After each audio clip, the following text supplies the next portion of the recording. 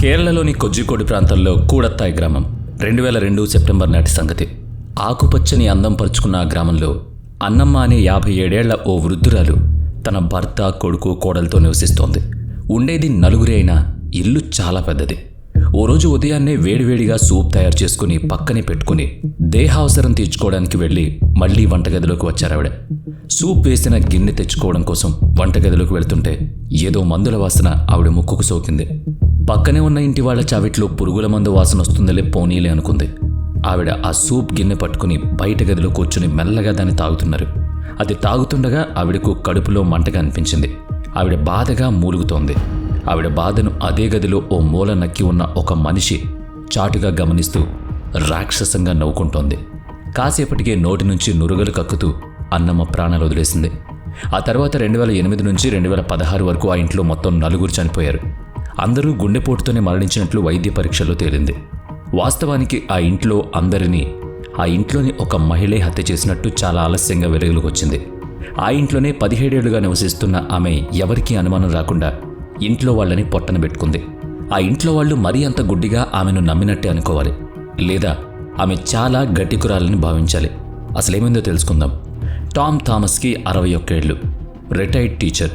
ఆయన భార్య అన్నమ్మ కూడా టీచరే. వాళ్ళకి 2 కొడుకులు, రాయ్ థామస్, రోజో థామస్లు. అలాగే ఒక కూతురు కూడా ఉంది. ఆమె పేరు రెంజీ థామస్. రాయ్ జోలీ జోసెఫ్ని ప్రేమ వివాహం చేసుకున్నాడు. అది జరిగింది 1997లో. వివాహం అయిన తర్వాత జోలీ NITలో లెక్చరర్గా పనిచేయడం మొదలుపెట్టింది. కొన్నాళ్లకు రోజీకి కూడా పెళ్ళయింది. దంపతులిద్దరూ అమెరికాకు వెళ్ళి అక్కడే స్థిరపడ్డారు. రెంజీకి పెళ్ళైన తర్వాత అత్తవారింటికి వెళ్ళిపోయింది. ఆ తర్వాత 2002 సెప్టెంబర్ 22 నాడు 57 ఏళ్ల వయసులో అన్నమ్మ మరణించింది. అంటే నిజానికి ఆమెను హత్య చేశారు. సరిగ్గా 6 ఏళ్ల తర్వాత 2008 సెప్టెంబర్ 6 నాడు అన్నమ్మ భర్త టామ్ కూడా మరణించారు. మరో 3 ఏళ్లకు వాళ్ల పెద్ద కొడుకు జోలీ భర్త రాయ్ 2011 అక్టోబర్ 30న మరణించాడు. ఇలా ఒక్కొక్కరుగా మరణించడంతో వారి ఇంట్లో ఏదో దుష్టశక్తి ఉందని, దాని శాపం కారణంగానే ఇలా అర్ధాంతరంగా మరణాలు సంభవిస్తున్నాయని చుట్టుపక్కల వాళ్ళు బాహాటంగానే అనుకోసాగారు. చనిపోయిన అందరూ కేవలం గుండెపోటు కారణంతోనే చనిపోయారు. వేరే ఏ వ్యాధితోనో ప్రమాదంతోనో మరణిస్తే గనుక అలా అనుకునేవారు కాదు కామోసు. ఒకే తీరులో జరుగుతుంటే అనుమానించాల్సింది పోయి అదేదో ఇంటికి పట్టిన పీడ అనుకున్నారు. ఆ పీడ ఒక మనిషి అని అనుకోలేదు ఎవరు. ఇప్పుడు ఇంట్లో జోలీ మాత్రమే ఉంది. ఆమె రియల్ ఎస్టేట్ వ్యాపారం మొదలుపెట్టింది. ఆమె భర్తకు అన్నవరసయ్యే షాజు కూడా అదే వ్యాపారం చేస్తుండేవాడు. జోలీతో ఆ విషయం చర్చించేందుకు ఇంటికొచ్చేవాడు. అతనికి భార్య సిల్లీ, 2 ఏళ్ల కుమార్తె ఉన్నారు. వీళ్ళు ఉమ్మడిగా రియల్ ఎస్టేట్ వ్యాపారం మొదలుపెట్టిన కొన్నాళ్లకు సిల్లీ, ఆమె కూతురు మరణించారు. ఒంటరి వాళ్లైన షాజు, జోలీలు పెళ్లి చేసుకున్నారు. 2011లో జోలీ మొదటి భర్త రాయ్ చనిపోయినాడు కదా. 2016లో అతని శవ పరీక్ష తాలూకు నివేదికలు వెలుగులోకి వచ్చాయి. అందులో అతడు గుండెపోటుతో కాక విషం తీసుకున్నందువల్ల చనిపోయినట్లు రాసింది. ఇవన్నీ గమనించి అమెరికాలో ఉంటున్న రాయ్ తమ్ముడు రోజోకి జరిగిన సంఘటనలు అనుమానాస్పదంగా కనిపించాయి. జోలీని సందేహించాడు. తనలో కలిగిన ఆలోచనను భారత్లో ఉన్న బంధువుల ముందుంచాడు. ఒక్కొక్కరితో ఫోన్లో మాట్లాడుతూ వివరాలు అడిగాడు. ఎవరికీ అతనికి కలిగిన అనుమానం రాలేదు. ఇక లాభం లేదనుకున్న రోజు భారత్కొచ్చాడు. తన అన్న రాయ్ అటాప్సీ నివేదికను తీసుకుని పోలీసులకు ఫిర్యాదు చేశాడు. రాయ్ స్వయంగా విషం తాగి మరణించినట్లు పోలీసులు నిర్ధారించి ఫిర్యాదును ముగించారు. అయితే రోజు వేసిన కేసు కేజీ సైమన్ అనే సూపరింటెండెంట్ ఆఫ్ పోలీస్ అధికారి దృష్టికి వెళ్ళింది. అతను దాన్ని చదివి ఆ ఇంట్లో మరణించిన అందరి సమాధులు తవ్వి ఆ అవశేషాలకు శవ పరీక్షలు నిర్వహించమని ఆదేశించాడు. ఆ నివేదికలన్నిట్లోనూ చనిపోయిన వాళ్లంతా నోటి నుంచి నురుగలు కక్కుకుని మరణించినట్లుంది. అందరూ ఏదో ఒక ఆహారం తిన్న తర్వాతే మరణించారు. వాళ్ళంతా మరణించినప్పుడు ఇంట్లో ఉంది మరో మనిషి జోలీ మాత్రమే. తతిమా కుటుంబ సభ్యులు ఏవో పనులతో బయటకు వెళ్ళున్నారు. ఎస్పీ ఆదేశాల మేరకు ఫోరెన్సిక్ బృందం జోలీ ఉంటున్న ఆ ఇంట్లోకి వెళ్లి సోదా చేసింది. వారికి వంటగదిలోని మసాలా దినుసుల డబ్బాలో విషం సీసా ఒకటి కనిపించింది. దాన్నే ప్రాథమిక ఆధారంగా తీసుకుని 2019 అక్టోబర్లో 48 ఏళ్ల జోలీ జోసెఫ్ను పోలీసులు అదుపులోకి తీసుకున్నారు. విచారణలో ఆమె వెల్లడించిన విషయాలను విన్న పోలీసు అధికారులకు నిజంగానే మత్తిపోయింది. ఒక మహిళగా జోలీ ఇంత జాలీగా కుటుంబ సభ్యులు ఒక్కొక్కరికి విషమిచ్చి చంపేసిందంటే నమ్మశక్యంగా తోచలేదు. కానీ అదే నిజం. మనిషి అన్నాక కోపావేశాలు, కక్షలు, అత్యాశలు ఉంటాయనుకోండి. కానీ నిలకడగా ఇన్నేళ్ల పాటు ఇలా చేస్తూ రాగలగడం, ఎవ్వరూ అనుమానించకుండా ప్రవర్తించగలగడం నిజంగా నాటకానికి నాటకం. జోలీ పుట్టింది ఒక సాధారణ మధ్యతరగతి కుటుంబంలో. అయితే ఆడంబరంగా ఉండాలనే కోరిక మాత్రం చాలా ఎక్కువ. ఇంట్లోనూ కళాశాలలో కూడా ఏవో ఒక చిన్న చితక డబ్బు దొంగతనాలు చేసి తన సరదాలు తీర్చుకునేదని ఆమెతో పాటు చదువుకున్న వారిని విచారించినప్పుడు తేలింది. ఏదో కార్యక్రమంలో జోలీని చూసిన రాయ్ ఆమెను ఇష్టపడి ప్రేమించి ఇంట్లో వాళ్ల అనుమతితో వివాహం చేసుకున్నాడు. రాయ్ కుటుంబానికి డబ్బుకు కటకటలాడే స్థితి కాదు, మంచి ఉన్నత స్థితిలో ఉన్నారు. తన గొంతెమ్మ కోరికలు, అత్యాశలు, విలాసాలు తీర్చుకోవడానికి మంచి అవకాశమే వచ్చిందనుకుంది జోలీ. అందుకే జోలీ రాయ్తో వివాహానికి అంగీకరించింది. ఒకానొక సమయంలో రాయ్ వ్యాపార నష్టంలోకి వెళ్ళిపోయినప్పుడు ఆ సమయంలో ఇంటి నిర్వహణ మొత్తం అన్నమ్మ చెప్పు చేతిలో నడిచేది. పొదుపుగా లేకపోతే ఆర్థికంగా ఇబ్బందులు పడతామని ఆమె ప్రతి ఖర్చు విషయంలోనూ ఖచ్చితంగా వ్యవహరించేది. జోలీకి అది కంటగింపుగా మారింది.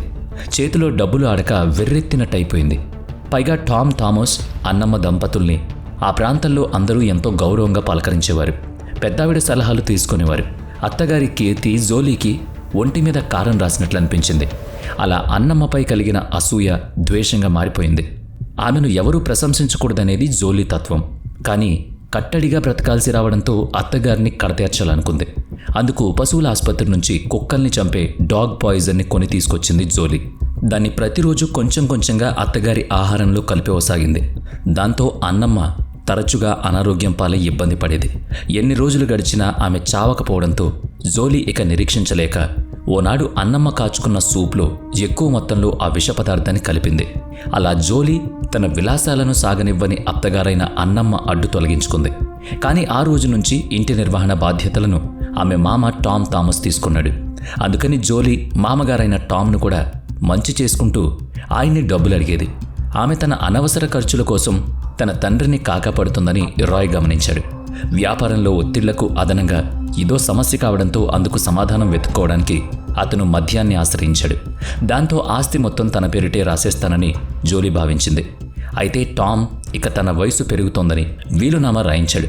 అందులో తమ ఆస్తి మొత్తాన్ని కోడళ్ళిద్దరి పేరిట రాసి దాన్ని రిజిస్టర్ చేయించారు. జోలీ కలల సౌధాలు కుప్పకూలిపోయాయి. తుఫాను గాలికి రెక్కలు తెగిన పక్షిలా విలవెల్లాడింది. దీంతో మళ్ళీ డాగ్ పాయిజన్ కోసం వెటర్నరీ హాస్పిటల్కు వెళితే తనను అనుమానించే అవకాశం ఉంటుంది కనుక తనకు బాగా పరిచయం ఉన్న ఓ బంగారు నగల దుకాణంలో పనిచేసే మేనేజర్ ఎంఎస్ మాథ్యూని తమ ఇంట్లో సమస్యగా మారిన ఎలుకల కోసం మామూలు మందులు కాకుండా గట్టి విషం కావాలని అడిగింది.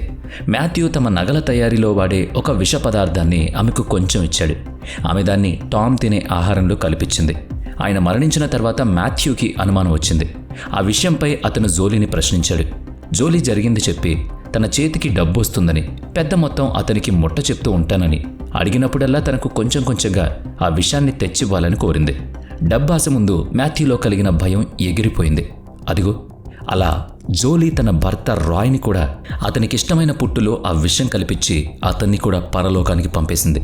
మరిది రోజు అమెరికాలో ఉన్నాడు కనుక ఇక ఆస్తిని అనుభవించేది జోలీ మాత్రమే. అయితే రాయ్ మేనమామ మాథ్యూ మంజాయిదిల్ అని ఒక ఆయన ఉన్నాడు.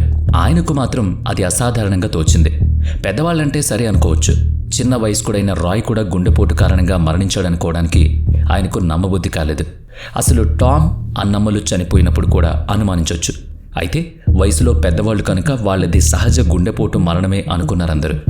దాంతో వాళ్ళ శరీరాల్ని అటాప్సీ చేయలేదు కూడా. అది జోలీకి కలిసొచ్చిన అంశం. కానీ ఆమె భర్త రాయ్ మరణాన్ని రాయ్ మేనమామ మాథ్యూ శంకించాడు.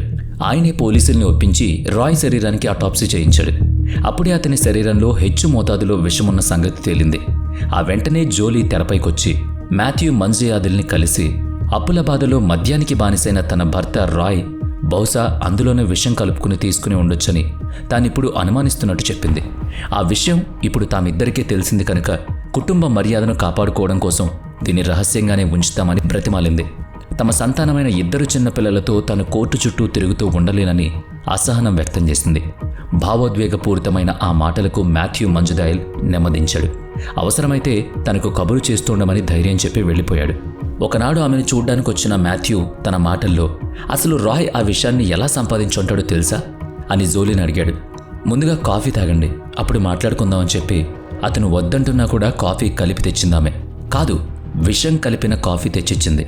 అది తాగిన కొద్దిసేపటికే అతను తన తల వాల్చేశాడు. ఆ రోజు 2014 ఏప్రిల్ 24వ తేదీ. తనతో మాట్లాడుతూ ఉండగానే గుండెపోటుకు గురై అతను మరణించాడని జోలీ ఏడుస్తూ అందర్నీ నమ్మించింది. అప్పుడే ఆ ఇంటిని శాపం తగిలిన ఇంటిగా ఉచిత ప్రచారం చేస్తూ ఊళ్ళో వాళ్ళు అదే శాపం కారణంగా పలకరింపులకు వచ్చిన మాథ్యూ మంజుదాయలు కూడా అకస్మాత్తుగా చనిపోయాడనేలా చేసింది. అప్పటిదాకా లోకం దృష్టిలో అన్నమ్మ, టామ్, రాయ్, మాథ్యూ ఇలా అందరూ మొత్తం 4 ఆ ఇంట్లో మరణించారు. అందులోనూ జోలీ చుట్టుపక్కల వాళ్ళతో చాలా స్నేహంగా ఉంటుంది కనుక ఎవ్వరూ ఆమెను కించిత్ కూడా అనుమానించలేదు. ప్రతిసారి జోలీ మాత్రమే మృతులతో ఉంటుంది. దాన్ని కూడా ఎవరూ సందేహించలేదు. జోలీలో తన మీద తనకు ఉన్న గొప్ప నమ్మకం పెరిగిపోయింది. రియల్ ఎస్టేట్ బిజినెస్తో షాజు ఆమెకు దగ్గరయ్యాడు. అతన్ని పెళ్లి చేసుకోవాలంటే అతని భార్య, కూతుళ్లను దారిలోంచి తొలగించుకోవాలని భావించింది. షాజు ఇంట్లో ఏదో వేడుకకు బంధువులందరూ హాజరయ్యారు. అది 2014 మే 3వ తేదీ. వచ్చిన వారిలో జోలీ మరదలు, టామ్ అన్నమ్మల కూతురు, రాయ్ రోజోల చెల్లెళ్ళు రేంజీ కూడా ఉంది. పని హడావిడిలో ఉన్న షాజు భార్య సిల్లీ తన 2 ఏళ్ల కూతుర్ని రేంజీకి అప్పగించి ఆహారం తినిపించమని చెప్పింది. అదే అదునుగా జోలీ ఆ చంటి పాపకు ఇచ్చే బ్రెడ్లో తాను వెంట తెచ్చుకున్న విషయాన్ని కలిపింది. అది ఎరుగని రేంజీ దాన్నే ఆ చిన్న పాప చేత తినిపించింది. దాని ప్రభావాన్ని తట్టుకోలేక ఆ చిన్నారి కొన్ని నిమిషాలకే ప్రాణాలు కోల్పోయింది. జోలీ ఆడిన నాటకానికి ఆమెను ఎవ్వరూ అనుమానించలేదు. ఆ తర్వాత కొన్ని రోజులకు షాజు పంటి నొప్పితో హాస్పిటల్కు వెళుతూ సిల్లీని వెంటబెట్టుకుని వెళ్ళాడు. వాళ్లతో తాను వస్తానని బయలుదేరింది జోలీ.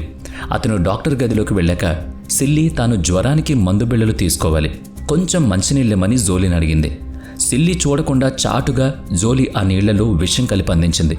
మందుబిళ్ళ వేసుకుని ఆ నీళ్లు తాగిన కాసేపటికే జోలీ ఒడిలోనే వాలిపోయిన సిల్లీ అక్కడే ఊపిరొదిలేసింది. ఆ రోజు 2016 జనవరి 11. అలా సిల్లీతో కలిపి మొత్తం 6 హత్యలు. అయినా జోలీని ఎవ్వరూ సందేహించలేదు. షాజుతో వివాహం అయిన తర్వాత కూడా ఆమె జాన్సన్ అనే వ్యక్తితో ప్రేమాయణం నడిపింది. మరి ఆమెను హంతకురాలు అనాలో, వివాహేతర సంబంధాలు పెట్టుకున్న మహిళ అనాలో, ఇంకేమైనా విశేషంగా పేరు పెట్టాలో ఎవ్వరికీ తెలియలేదు. ఎందుకంటే ఆమెకు అంతకు పై స్థాయిలో కొందరు రాజకీయ నాయకులతోనూ పరిచయాలకు మించిన సన్నిహిత సంబంధాలున్నాయని పోలీసుల విచారణలో వెల్లడైంది. ఇంతకీ ఆమె NIT కాలేజీలో లెక్చరర్ కదా, అది కాలికట్లో ఉంది. పోలీసులు సైతం నివ్వెరపోయిన సంగతి ఏంటంటే ఆమె NITలో పాఠాలు చెప్పడానికి కాదు, అక్కడ క్యాంటీన్లో పలహారాలు తినేందుకే కాలేజ్ ప్రాంగణంలోకి వచ్చేదని అక్కడి వాళ్ళు చెప్పారు. లెక్చరర్గా చేస్తున్నట్టు 17 ఏళ్లుగా అందరినీ నమ్మించగలగడం ఆమె తెలివితేటలు అనుకోవాలా, కుయుక్తి అనుకోవాలా అన్నది మీకే వదిలేస్తున్నాం. NIT పక్కనే ఉన్న ఓ భవనంలో జోలీ ఓ ఇంటిని అద్దెకు తీసుకుంది. అపార్ట్మెంట్కు తరచూ ఎవరో ఒకరు వస్తూ వెళుతూ ఉండేవారని అక్కడ వాళ్ళు చెప్తారు. 17 ఏళ్లుగా ఆమె ప్రతి ఒక్కరిని మోసగించింది, వెర్రోలని చేసింది.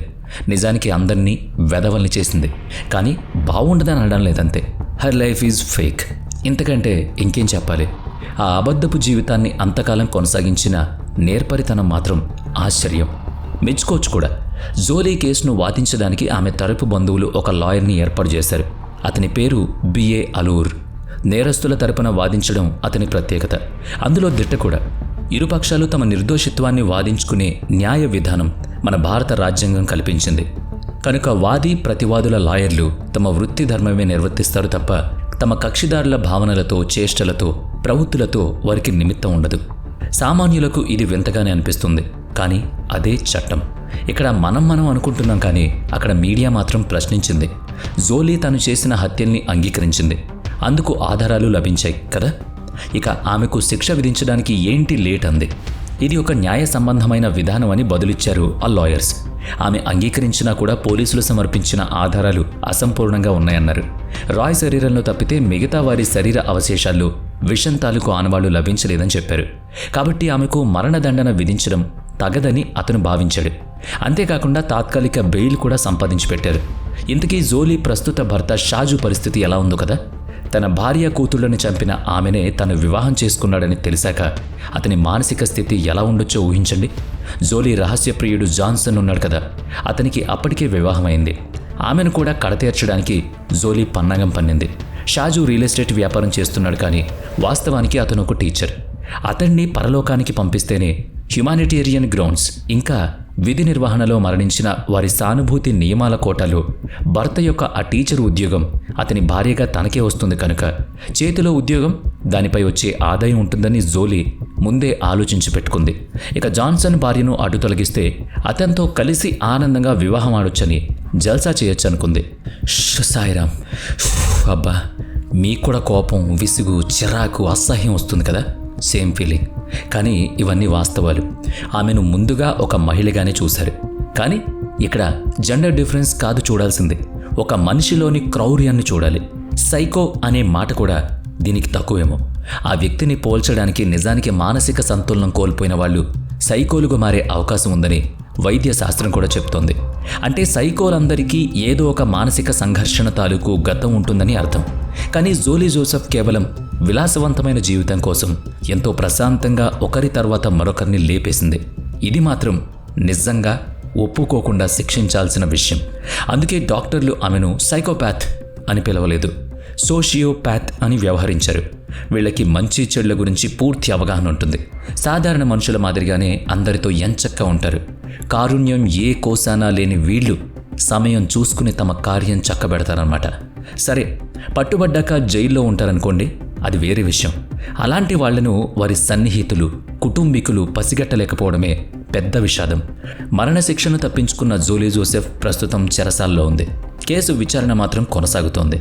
అంటే మొత్తానికి ఆమెను విడుదల చేసేదాకా లేదా దీర్ఘకాలిక బెయిల్ దొరికేదాకా ఆమె లాయర్ ఆమె కోసం వాదిస్తూనే ఉంటాడు కావచ్చు. ఇక మనం ఇక్కడితో ఆపేద్దాం, ఎందుకంటే మీలో ఉన్న ఆక్రోశం కట్టలు తెంచుకుంటుంది. ఇన్ని హత్యల కేవలం విలాసవంతమైన జీవితం కోసం? మీరే చెప్పండి. మరి ఈ వీడియో మీకు నచ్చినట్లయితే లైక్ చేయండి, షేర్ చేయండి. అలాగే ఇప్పటి వరకు మన ఛానల్ని సబ్స్క్రైబ్ చేసుకున్నట్లయితే ఇప్పుడే సబ్స్క్రైబ్ చేసుకుని పక్కనే ఉన్న బెల్ ఐకాన్ మీద క్లిక్ చేయండి. నెక్స్ట్ వీడియోలో మళ్ళీ కలుద్దాం. Thanks for watching.